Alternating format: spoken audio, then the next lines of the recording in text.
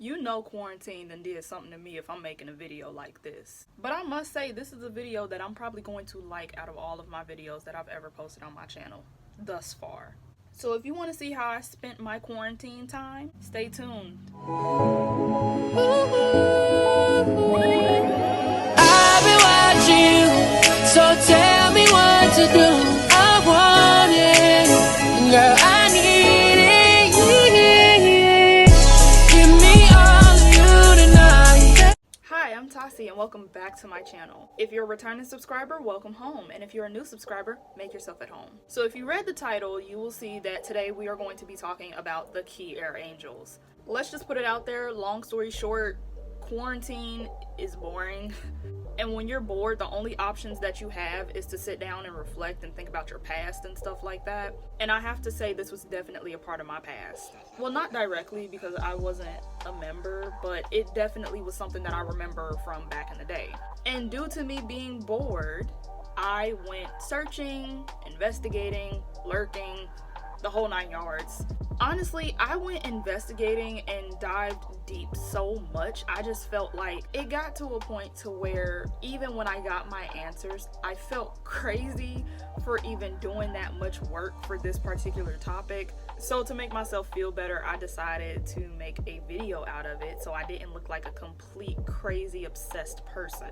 But not only that, I do feel like to a certain extent it's important to even tell this story because this is something where it was very influential and it was a very big thing, and I feel like I see no videos about it. I see nothing about the group, the subject, and I feel like it needs to be talked about. So that's where I come in. Today we'll be talking about the history of the KeyAir Angels, from when it first started to what ended up happening to them. So without further ado, let's get into the video. The KeyAir Angels was started in 2011 by a man named KeyAir. KeyAir had a natural talent for creating networking groups for business owners, entertainers, and later on social media influencers. His earliest networking group was actually known as the MVP District, which was centered around entertainers, dancers, singers, rappers, etc. The group at first started out very local, and then KeyAir decided to expand. This is when he discovered Tumblr, a social media platform that was very known for its art, its fandom communities, and trendy people. He joined Tumblr for the sake of entertainment and just a thing to pass the time. But he soon realized that Tumblr had its own socioeconomic status for its users. The trendy people, dubbed as Tumblr girls or Tumblr boys, would be the most popular on the platform and have their personal pictures reblogged onto other people's blogs to either match that person's aesthetic or just because that person was a huge fan of a particular person. KeyAir saw this as an opportunity to expand the MVP district by recruiting certain Tumblr girls and Tumblr boys to be a part of the MVP district and to help spread the brand of the MVP district. The plan was actually working very well, and then a female member of the MVP district who wasn't specified came to KeyAir with an idea. Make a post page of attractive women to help spread the name of the brand and also give him followers. KeyAir thought it was a good idea, but he also wasn't sure that it would actually work. Simply because why would a bunch of girls want to support the name and the brand of some random guy with no incentives? So he took time to marinate with the idea and thought about what would be important to young girls and young women. Considering that KeyAir was raised by multiple women throughout his life, he decided it would be important to know that there was more to a woman than just her physical appearance, but also that these women had personalities, goals, and ambitions like anybody else. During this time, being social media famous was still fairly new, but the few people that did already find fame on social media platforms, especially women, were not seen as regular or normal people. They were either seen as perfect with no problems and nothing going on in their lives, or known as derogatory terms like hoes and thoughts, because it seemed that some of them were thirsty for likes and just attention in general. So it was important to KeyAir that if he was going to make this group, that this group had to be about uplifting women and showing their personal sides, more than just their outer beauty. He wanted to highlight that these girls wanted to be lawyers, doctors, writers, singers, etc. He wanted to show that these girls were goofy, that they were anime lovers, that they were smart, and even some of them shy. With this idea in hand, he decided to create KeyAir Angels. KeyAir Angels is a group of women from all over the globe inspiring, uplifting, and supporting not only each other but also encouraging and uplifting other women from all parts of the world. The angels are either freelance or signed models, fitness gurus, fashion connoisseurs, beauty and makeup specialists, singers, or are just really fun and exotic. KeyAir Angels is a sisterhood. We aim to come together and give each other support and inspire or motivate others watching and following the KeyAir Angels brand. It is so important for young women to see angels they look up to representing something positive with other girls from all around the world. The KeyAir Angels soon became successful and widespread with over 800 members, an official website, and merchandise. The group started having campaigns like breast cancer awareness and barefaced beauty. The girls were starting to get famous on all platforms from Instagram, Twitter, and even Facebook, which also led the KeyAir Angels as a brand to follow suit. The girls were starting to get brand deals, modeling gigs, signed to record labels, and essentially be the first few people to actually coin the term social media influencer or an Instagram model. This was such a big influential group that there are still certain girls to this day that still have an influence. Influencers like Corey Ray Vaughn, Desiree Mitchell, Aaliyah Petty, and Dakota Gonzalez from the Gonzalez twins. But then around 2014 to 2015, everything just stopped. The members began removing official KeyAir Angel from their bios, the Twitter and Instagram page disappeared, the website became abandoned, and the official Tumblr page, the one that started it all, became non-existent. Now, due to the coronavirus, my city is still on lockdown. The day that I am recording this, it is May 1st, 2020. And like many people, because we have nowhere to go and we really don't have much to do, this lockdown has caused a lot of us to sit back and reflect on our lives and just think about our past and stuff like that. And this was one of the very few things that was from my past. I remember I followed plenty of these girls. I remember I used to be such a huge fan, and at one point in time I actually wanted to be a part of the group. So it was a shocker to me that when I just happened to think about the group, I realized I'm not following them on Instagram, I'm not following them on Twitter, and their Tumblr page has completely disappeared. I personally don't remember unfollowing. I personally don't remember ever getting rid of anything KeyAir Angels related. And the KeyAir Angels that I had been following since like 2012, 2013, I never noticed that they took KeyAir Angels out of their bio. Not to mention that when I asked around, there were certain people that said they had never even heard of the KeyAir Angels. But then if I went on their profile pages, it turns out they're actually following at least 5 or more angels. So it was just really odd to me that a super influential group such as this one that gave birth to so many influencers just disappeared off the face of the earth with no trace. I don't recall them rebranding. I don't recall them announcing that it was coming to an end. I don't remember anything. So what exactly happened to the KeyAir Angels? There are pros and cons to becoming famous and or well-known on social media, or just well-known, period. And one of the things that I do remember, even as a young kid, the KeyAir Angels, even though their whole goal was to uplift women, they had a few rumors and controversies attached to their name. One of the main issues was colorism. A lot of people believed that this group was very, very particular about who they wanted in their group. A lot of these girls were racially ambiguous looking, light skinned. They had all girls of all ethnicities, but a lot of people were starting to realize that there weren't that many dark skinned women a part of this organization. And if they were, they usually had like hazel eyes or blue eyes, or they were some type of foreign, exotic. It just seemed like to a lot of people that you had to look and be built a particular way in order to be a part of this group. Another controversy was the fact that the purpose of this group started to become a little hazy and fuzzy to a lot of people. From the looks of how the website was set up and everything else was set up, it seemed that KeyAir Angels was a talent agency or a modeling agency or whatever the case may be. And because a lot of these girls were successful influencers that were getting brand deals, a lot of people, including myself at one point in time, thought that it was because the KeyAir Angels brand was giving them these endorsements and these brand deals. But in reality, a lot of these girls were doing that all on their own, all by themselves, without KeyAir as a brand. And with this being such a big group too, I never really seen any of the girls collaborate with each other, and I found that really odd. And with that being said, there was also a problem with the application process, because at a point in time, so many people wanted to be KeyAir Angels that it started to be implemented that you had to fill out an application form in order for you to get accepted.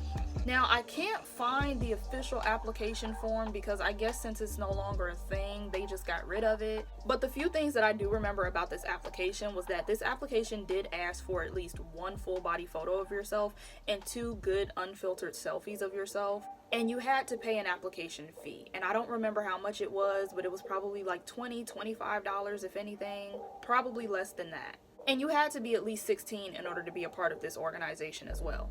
16 and up was the age limit. So the reason why the application process was a little hazy to a lot of people was because a lot of these girls were actually teenagers. A lot of them were not 18 years of age before they joined the group.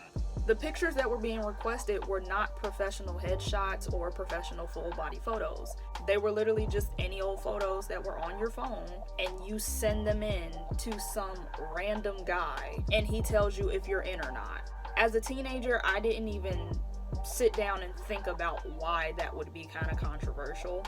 But now that I'm 22 years old, I'm kind of like, I could see how that's problematic. And then the fact that there's an application fee, that was also kind of weird too, because as I already stated, a lot of these girls were not getting their brand ambassador and modeling gigs through KeyAir as a brand. They were getting it for themselves. So why is there an application fee if it's not guaranteed that I'm going to be this supermodel or I'm going to be this big influencer? So that got people questioning what was the purpose of the group. And then another thing that kind of tied into the colorism issue was KA Forever versus Team Halo. Now, it's been said that KA Forever and Team Halo were essentially still a part of the KeyAir Angels brand, but there were huge differences between the two groups. KA Forever were the official KeyAir Angels. They were the ones that got free merchandise. They were the ones that were usually on the front line of the page and were the first people to really get dibs on the endorsement deals and the modeling gigs. Whereas with Team Halo had to buy the merchandise. Team Halo never got their pictures represented on any of the pages. And as far as appearance, there was a big difference between Team Halo and KA Forever. As already stated, it was said that KeyAir Angels was mainly focused on women that looked racially ambiguous, had blue, hazel, green, whatever eyes, and had a certain body type. Whereas with Team Halo, not saying that these girls were ugly, I don't think any of them were ugly, but they didn't look like the KeyAir Angels that were being presented and posted the most. They came in all shapes and sizes, they came in all different skin colors, and they came in all different ethnicities. So a lot of people were starting to believe that there was a huge difference between KA Forever and Team Halo. It just seemed like Team Halo was just pushing the brand with no incentives, and KA Forever were the only girls that were getting any opportunities. And another controversy was the simple fact that certain people were getting KeyAir Angels and Taz's Angels confused. For those that don't know, Taz's Angels was actually a group of women that identified themselves as sister wives to one man named Taz. And apparently they were also escorts. They became a very big thing and a very big deal around the same time that KeyAir Angels was starting to reach its peak. There were a lot of people that were getting the two confused and genuinely thought that some of the members of KeyAir Angels were escorts. And it also had people questioning, so what is a KeyAir Angel? Because if we have Taz's Angels, and this is what Taz's Angels are to him, what does this mean to this man named KeyAir? Now, mind you, this is a huge issue because a lot of these girls were underage. Yes, there were certain people that were of legal age, but a lot of the people that were being represented and posted and pushed the most were the younger girls, because that's who the audience really attracted, was the younger girls. So this was an extremely problematic situation because now we're dealing with escorts and underage girls. So with all of these controversies, is it possible that that's the reason why KeyAir Angels is no longer a thing? Was it too much to handle at one point in time? Or, God forbid, was some of it true? And you know, one of the things that kind of influenced me to make this video in the first place was that I had actually seen a video about 7 Supergirls. Now, back in the day, I had never heard of 7 Supergirls until recently, but they were a big influential group of girls that were on YouTube. A lot of them still have their YouTube channels, but 7 Supergirls as a brand is no longer a thing because of a big, serious scandal. I don't want to go into detail because I just feel like it's a sensitive topic and it's not my story to tell. But to say the least, it wasn't a good situation and it wasn't pretty. So I would hope that something like that did not happen to the Angels, and that's the reason why KeyAir Angels is no longer a thing. So me being curious, I actually took the time out of my day to ask KeyAir himself, because I feel like this is really important to address. So during my investigation, I ended up finding his official Twitter page and we had a nice conversation, and he basically told me every single thing that I felt I needed to know. So one of the things that I asked him was, what was the purpose of the group? Was it a modeling agency? Was it a talent agency? What exactly was the purpose? He says that the start of the group was not in vain. He says that the whole entire purpose of the group was to uplift and give confidence to women all across the world. But it was also supposed to be almost like a sorority. It was supposed to be a sisterhood. And when I asked him about the collaborations and why they never really happened, he says that collaborations actually did happen. It's just that there was so much content being pushed out at one given time that sometimes it just got congested and certain people just forgot about it. When I asked him about the colorism issue, he says that there was no aim for a specific look or a specific skin tone. When he first started out, he literally just recruited anybody that he's seen the most on his timelines. And when the application process began to start, a lot of the people that would apply would actually be light-skinned girls. And he also says that now that he is on this new venture of his life with working with models, he notices that lighter-skinned women tend to try out for these positions way more than a lot of the dark-skinned women. But in a nutshell, KeyAir Angels never had a colorism issue. It just happened to end up that way. And he actually was striving to have a few brown, dark-skinned girls as a part of it, but a lot of them just said no.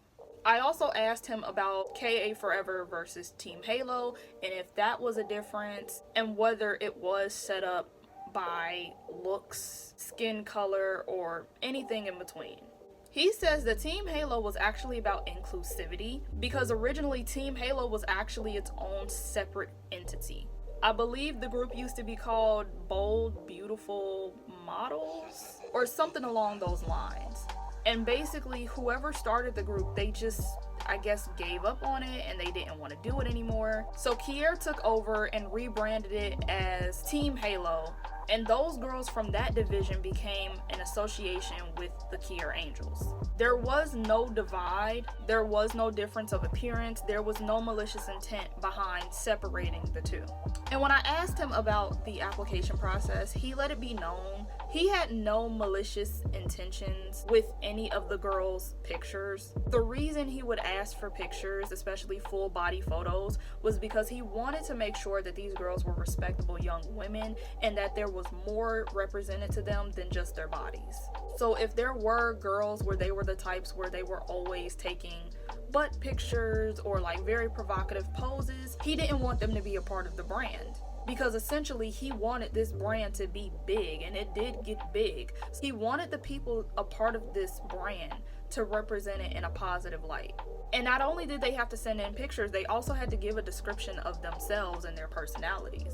And with the application fee, all the money that he made from those application fees went into the merchandise, the booking of photo shoots, makeup artists. Like, it essentially just went back into the brand. He didn't really pocket any of the money, and originally he didn't even want to charge people. But a lot of his friends told him with how successful the organization is, he needs to be making some type of profit from it. So he added that application fee just because. And with the whole confusion between Taz's Angels and KeyAir Angels, he says that that's not the reason why the group stopped, but he did find it super irritating that he had to consistently tell people that these girls are not escorts and these are two completely separate things. So with the controversies out the way, now that we know that the controversies had nothing to do with the end of KeyAir Angels, what was the actual reason that KeyAir Angels is no longer a thing?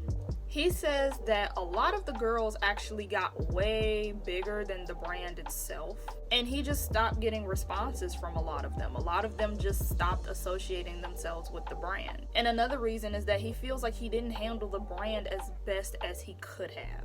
He feels as though he didn't treat it as much as a business as he should have.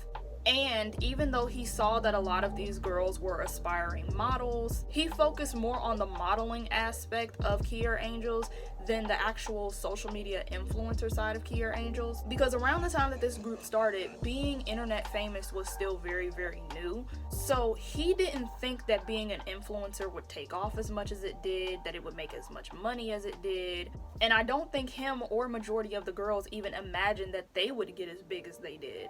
And certain people would always reference some of the KeyAir Angels as KeyAir models, so he started to get this idea in his head that he wanted to kind of push the idea of them being models. So he was more so focused on the few that wanted to be models instead of focusing on them as social media influencers. Once he realized that things were just not the same and certain things were starting to go downhill, he just pulled the plug. He wasn't afraid to end it. He wasn't afraid to let it go and just let it be. So when he felt like it was time to just let KeyAir Angels as a brand go, he let it go and he started all over. But he says he's actually still in contact with some of the KeyAir Angels to this day, which is really, really good. He now has his own modeling recruitment agency that is known as All Models Worldwide. He says it's still in its infancy, but he will be open to having a team pretty soon. Because when he was running KeyAir Angels, he literally was doing all of that by himself. He had no team, he had no help. All of that was him. So this time around, he's a little bit more open to having a team, but I don't know if as of right now he's open to taking applications. And he also wants more dark-skinned models as a part of All Models Worldwide. So if anybody is interested, I will gladly leave his information down in the description, and you guys can contact him yourself, check out his page, and just see if this is a good placement for you.